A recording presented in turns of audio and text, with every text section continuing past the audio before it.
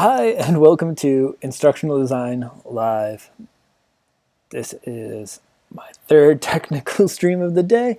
We started without audio, previous ones, and hopefully we will scrub those from the internet and you will not see them and they won't be an issue.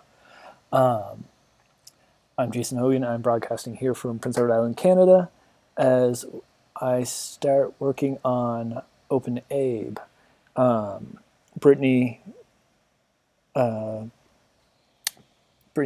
did a stream earlier in the week, and if you haven't checked it out, I highly recommend it. And this is basically my stream for my start of the course as well. So just a little background. So I'm an instructional designer here at the University of Prince Edward Island. But in my role, I still consider myself relatively new, and much of my work ends up being support for our LMS. So working with pre-existing courses, getting things online, getting students enrolled into courses, getting faculty enrolled into courses, setting up grade books and quizzes and that kind of thing, rather than doing actual instructional design, the more hands-on stuff. So one of the ways that I was looking forward to this was working on a course called OpenAbe.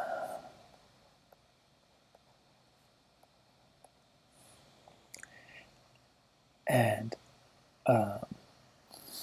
just break down just where this course title comes from. So ABE is Adult Basic Education.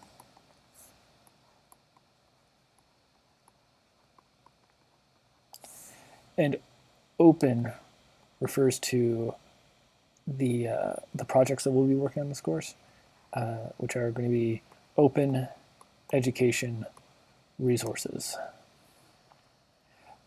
So this course is focused about creating open educational resources, so lessons that can be freely used by instructors, tutors, or the students themselves, with the focus on providing support for adult basic education or adult learners looking to take the GED, looking to do high school equivalency.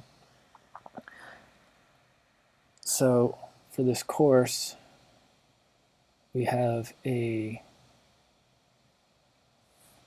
target audience.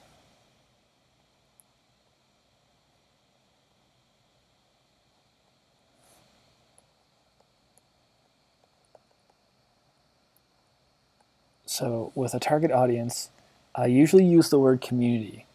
But with this course, a lot of the people that we'll be working with and doing our lessons for, we're not really going to have an interaction with. We're not going to be able to get real feedback out there. So we're putting things that we're making, and we're using a system to try and keep ourselves in check in terms of the things that we develop. But we're kind of putting it out there. And there is a follow-up course that I understand that's about the evaluation of these resources. So maybe there it would become more of a target community and getting feedback from the learners. But for now, it seems like audience is the right word to use for this. So our target audience is adult learners. Adult learners.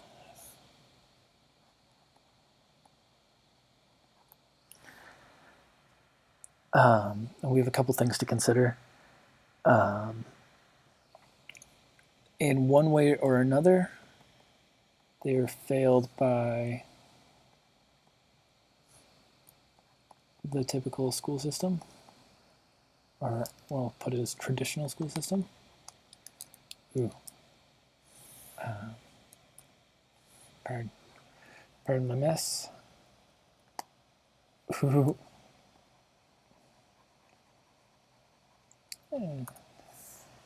Make it a layer over this. Bring that back down.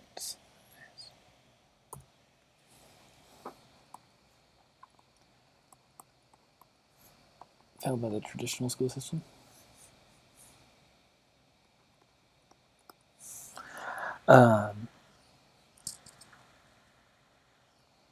For a lot of the cases, literacy might be an issue or might be a consideration, but a factor. So what we have for this is making sure that we're designing things where we're using language that's at an appropriate level. We're being really clear with the instructions, expectations, and not hampering students and hamstringing them before they really get started with the lesson. Socioeconomic factors can play a huge role. And with this, technology, so tech might be a barrier. So I work in e-learning, and we are not used to putting technology as a barrier here at the university. What we have instead is we consider it often a way of expanding accessibility for a course. Putting things in text is a really good way of helping students that are here at university access materials. They can take the text and they can increase the size of it. They can make documents more readable if they have issues reading small text. Text in a lot of documents, if you're creating like a PDF with a Word document, can be transcribed and read by a screen reader and converted into audio. So a lot of the things that we think about for increasing accessibility don't really work in this way, at least in the basic parts of our lesson. I know part of the project is creating online resources, and some of the students have access to things like cell phones and things like that you might be able to take advantage of. But technology, in this case, can be a barrier. And one of the things to think about that I'm pulling from the course is that 81% of students who dropped out of high school were in the lowest proficiency in tech-rich environments. So low proficiency.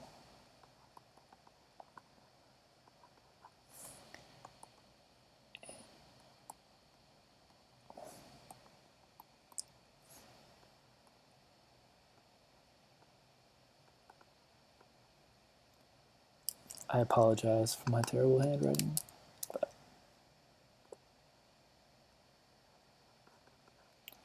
Pardon my chicken scratch.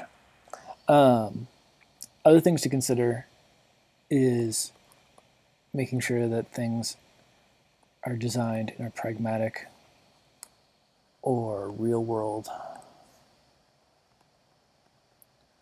context. I know that I think about a lot of things in terms of credentialing. You have to take these prescribed courses in order to get your GED so that you can get this job or get into this program so you can work in this field and that kind of thing. So providing the real world context and making sure that things are meaningful and real to the learners is definitely a consideration that will probably benefit a lot of the lessons in this course. And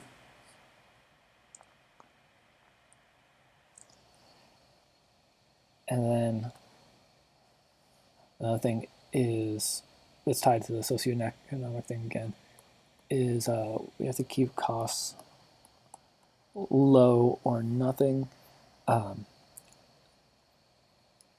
We can't ask the tutors and educators to pour money into our lessons. We can't put up accessibility barriers for students. it's expensive to be poor.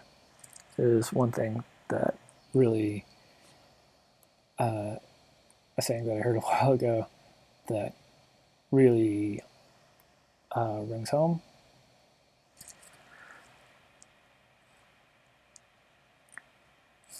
So part of the goal with OpenAbe, with our OERs, is to share them on a platform where they can be discovered and drawing more attention to them. So now we'll take a look at the project requirements.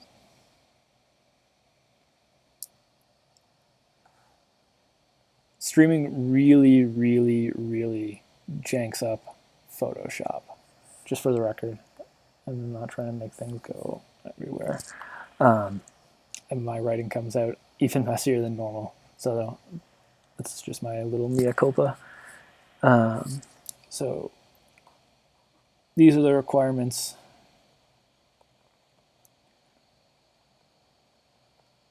Oh. It's Friday afternoon, if you're watching the previous broadcast. So I am not at my A game right now. So again, the target is adult learners without high school certificates. So adult learners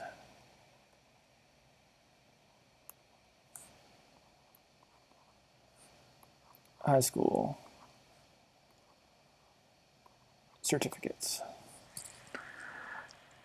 We want contextualized lessons.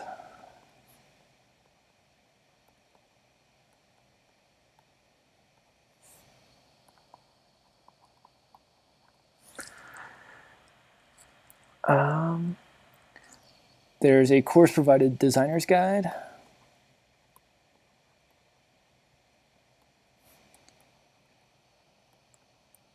Which outlines how we are to submit it so that they can be most useful. And that's actually like a really useful thing, because it's so tempting just to create resources, put them out to the void, and they never ever get found again in the vacuum of space. So the designer's guide is going to be a really useful thing, and it's actually probably something to hang on to after the course if you're interested in doing more work in OpenAbe. So we're going to be using OER Commons.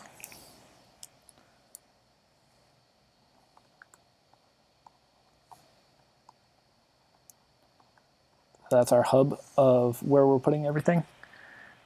We're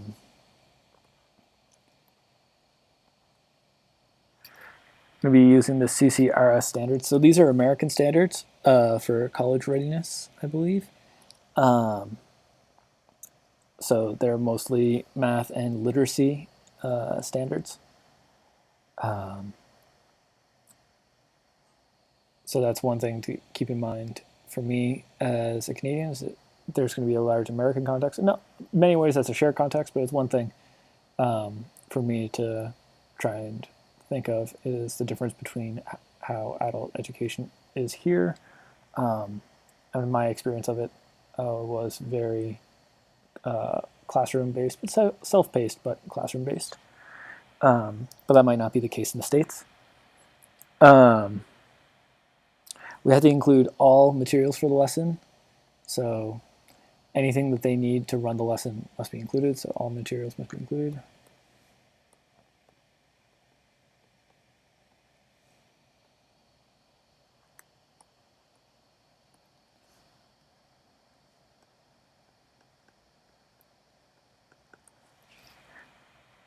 And we're using a CC BY license. So that's Creative Commons by attribution. This is a really open license in Creative Commons. It allows learners and tutors and anybody that comes across it to make resources out of it. They can remix it, they can distribute it. Lots of freedom there, which will hopefully be useful.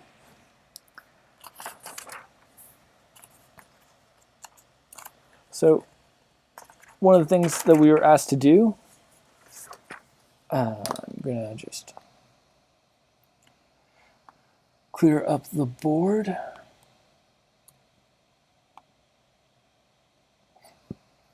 And I'm saving things in layers so that I don't lose stuff. I'm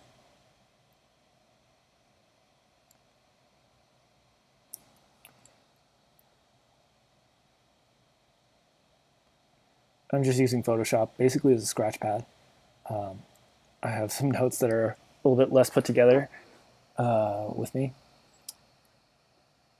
And so what we're talking about is personas for design.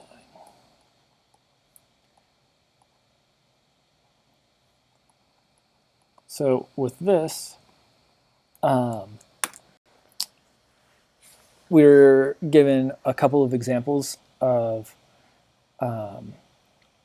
probably fictional students in an adult education setting to kind of give us a little bit more context for not what we're designing for, but who we're designing for. And I got permission from Jennifer to read you one that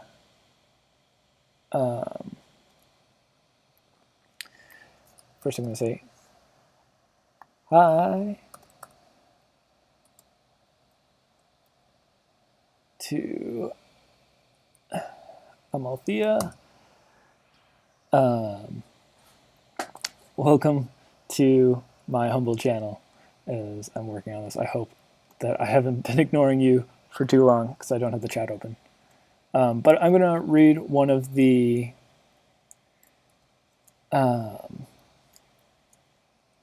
personas, the one that I'm using as my base. And I'll talk about some of the highlights. And one of the things that I realized whenever I was working on this, that's probably super obvious to other people, but I'll mention it. So if you're in the course, my persona that I'm working with is Crystal. So Crystal is 20 years old and was a below average student in high school. She received her high school diploma, but barely. Her neighborhood public school pushed her through.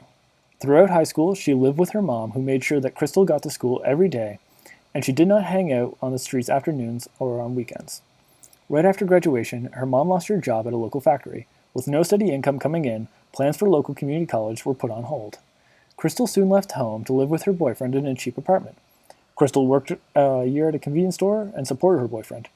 Truthfully, she was feeling pretty good about her adult life getting started, but then she got pregnant and gave birth to her daughter named Treasure. Her boyfriend was not happy with the baby in the apartment or the loss of her income when she had to stay at home and care for the baby, so he threw her out. Crystal's mother found another job and welcomed her back, along with Treasure. With the help of her mom, a steady job at a grocery store, and support from her friends who babysit, Crystal now has plans for a community college. Crystal recently took a community college placement exam. She scored so low that she was referred to the General Education Development Test Program. It is her only option. If she doesn't attend the program, she'll be forced to pay remedial math and English classes to prepare for math and English 101 classes. She and her mom can barely pay for introductory classes. Financially, remedial classes are out of the question. Crystal sees community college as her ticket to getting a decent job, which is key to a good life for her and Treasure. She is trying to stay focused on this goal, and for the most part, she cooperates with tutoring and study schedules involved in preparation. She reads and writes about a 7th grade level, and she shows real improvement when she applies herself. Crystal is somewhat comfortable with technology, having used a cell phone for calls, Facebook, and web searches. She does not have much computer experience with applications like Word or Excel, and she does not type well either. She admits that she gets frustrated and bored quickly when she doesn't understand new things, and she hates being judged or looked down on. Crystal likes tutors and instructors who demonstrate patience and concern for her, but also challenge her. She does better understanding stuff at her own pace, and taking breaks when she gets frustrated. She loves to show off what she learns. So, we're going to be working with Crystal as the persona. So I'm going to open up Photoshop again. So we're looking at crystal.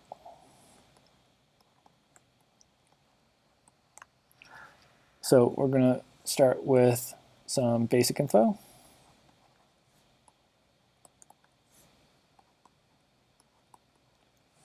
So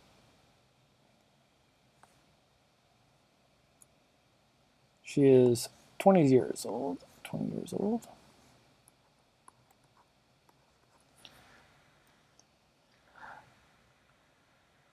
She graduated high school.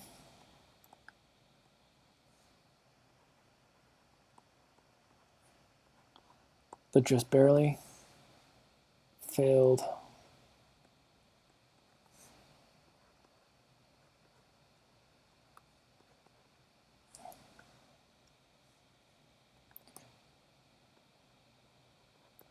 Failed the college placement exam. Needs the GED. And there seems to be some tie-in for funding there. That if she succeeded, she'll be able to cover the cost of remedial, or it's being funded or subsidized in some way. She's a single mother of Treasure.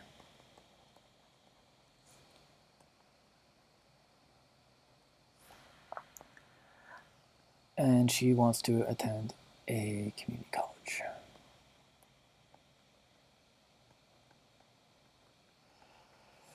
Again, it's Friday afternoon, so pardon my terrible handwriting. So this is our goal. Community college. So just tab this so I have a little bit more room to work with. I think. There we go. And if you're a seasoned instructional designer, I'm sorry for how obvious this is. This realization. So I'm going to put needs and strengths. But I only realized it partway through. And again, I don't do a lot of instructional design. I do a lot of LMS support here where I work. I do want to change that. I want to help out more. But whenever I started working on needs, I was writing these as if they were challenges. And I was saying things like, reads at 7th grade level. Or unfamiliar with Office software.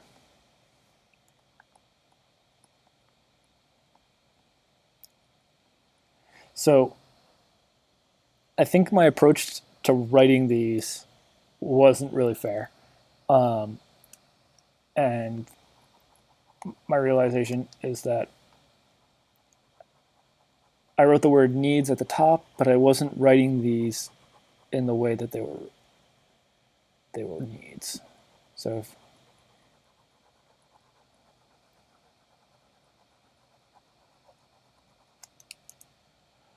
what I need to do is I need to write these as needs.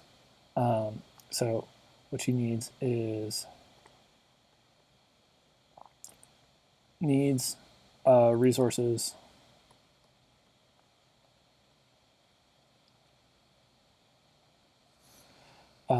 written at her grade level.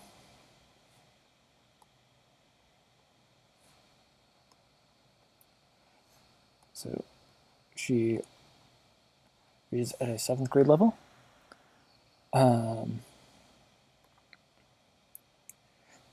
Our lessons designed for Crystal need to not presume proficiency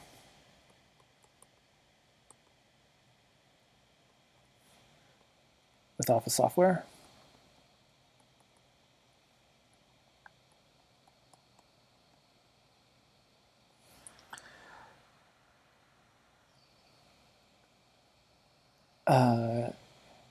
needs support when struggling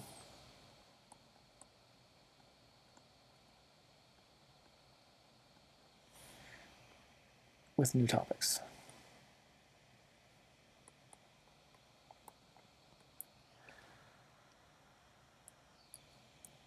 Krista needs to be respected and not looked down at. And needs time to reset.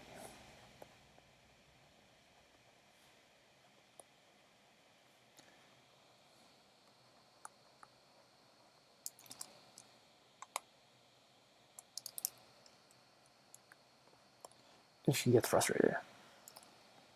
So those are the needs that we have to design for. They're not challenges that she has. Is probably a way that I should word that. I'm not sure if that's still the correct way, but I think that framework is probably more helpful in terms of the design of the project, where I'm coming from. So she's very goal focused.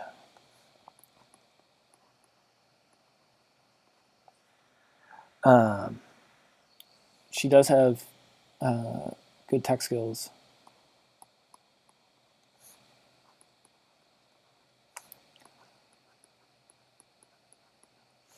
On mobile. So on mobile devices, she has good tech skills. She enjoys challenges.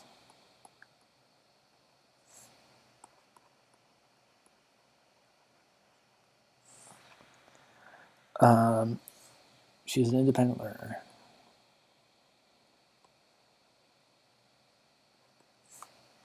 She enjoys going on her own and going through her own pace.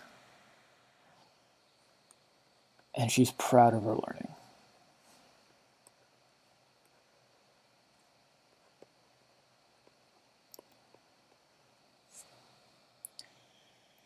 So I have a couple of ideas already for this. But there are definitely areas, now that I think about it in this way, where I can definitely seize a bit of opportunity. And part of it, I think, is the proud of her learning and giving her a chance to showcase what she has learned.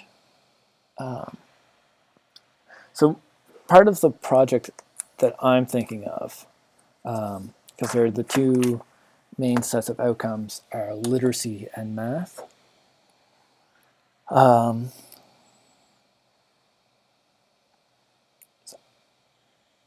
going to tab, just copy that layer, drag it up over new layer, check the chat, see if I'm being good. So for that, I'm working with a persona for the course. Crystal. So that's who she is. So part of one of the early modules for this course is working with a persona that was provided for us and thinking about their challenges and needs. So probably could have jumped back a little bit and explained that a little bit better, but that is my very quick explanation. So I want to focus on a math lesson. And I was looking at the CCRS and looking at their math section, and they had a couple of shifts in shifts in their standards. So shift 1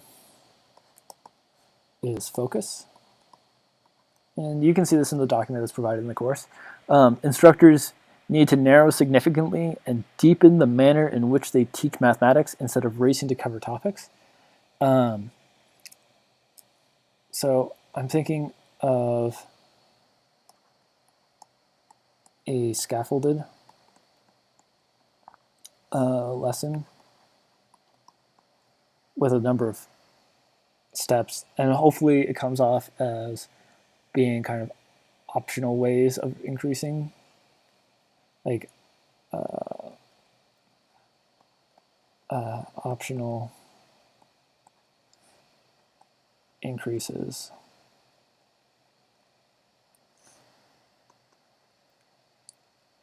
in both usefulness and challenge.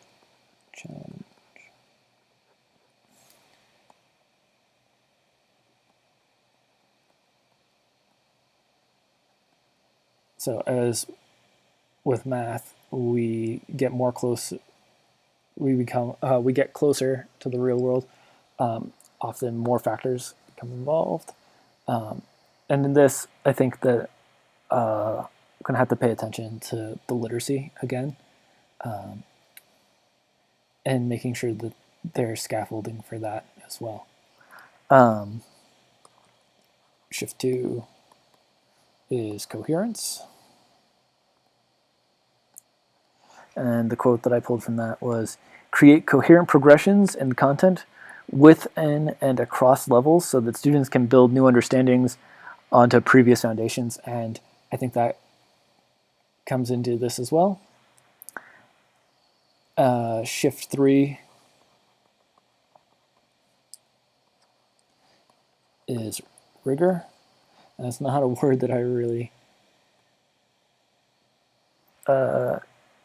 expected, like really tend to think about in these contexts, but students should be able to use appropriate concepts and procedures even when not prompted and in content areas outside of mathematics. So a lot of that is providing context in the lesson to make its usefulness not just in a math problem in the abstract, but real world implications, I think. So I was looking at a couple of outcomes, and I'm just like, I don't have my lesson all figured out or anything like that. But I went through some of the outcomes. I was looking at solve real life and mathematical problems using numerical and algebraic expressions and equations. And I was thinking of tying that in the real world with wage, bills, credit. And I was thinking of, with socioeconomic factors being a thing, maybe taking a look at predatory lending.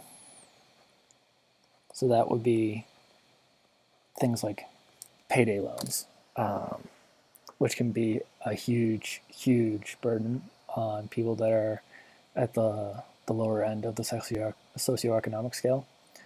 And I think that the way that those things are designed and showing the math there and using that as a problem might be, I don't know if if it would be interesting or not, but it might be something that might be useful. At the very least, that's where I'm thinking right now. So I'm not decided, but that's the first thing that kind of really jumped in my head. So I'm going to switch back to Twitch. I'm going to, if anybody has any questions or anything or wants to say hello, I think I'm basically at the end of where I am for a Friday afternoon, 1 hour after I finished work. I'm kind of waiting for the weekend, but also, if you have any comments about the Twitch stream quality, I've turned on a setting that should make it so that you're able to respond a little bit quicker. There's less of a delay between what I'm saying and what you're seeing, like hearing me say. But the issue is that that's still in beta, so it can provide some problems, like a lot of buffering and things like that. So if you have any feedback about that stream, the stream quality, if you're getting a lot of buffering during the live stream, or if the past broadcast, the quality isn't good, please let me know, because I'd appreciate it, and then I'll work on that back end. This past broadcast, I'm going to also make sure that it is available on YouTube, not just Twitch. But that might not be up until probably Monday or so. We'll see. I might be able to do it right after work. And thank you for taking a look at some of my thoughts. If you have any suggestions or ideas, or you think that I'm off the mark with at least where I'm starting, definitely hit me up on Twitter or message me in the course. It'd be super appreciated. If you want to chat about math, which is definitely not my specialty. I have a chemistry background and an education degree. If you want, if you have any suggestions for this, it'd be great. I definitely appreciate it. So I know that there are a couple others that are looking to live stream their progress in the course, and I wanted to plug them. I don't know if I plugged them in this version of the live stream or the one where I had absolutely no audio. So keep an eye out for the other people that will be doing instructional design live. So Amalthea, who's been here in the chat, I believe your actual name is Ladonna. I'm really sorry about that. I'm blanking on live. Ladonna and Brittany, who has been streaming a couple of times and has already done her stream early in the course. So if you haven't checked out her past broadcast, it's on the OpenAbe hashtag. Check it out. You can hit me up there also. So again, thank you for spending some time with me. And have a good weekend, and I'll see you in OpenAbe.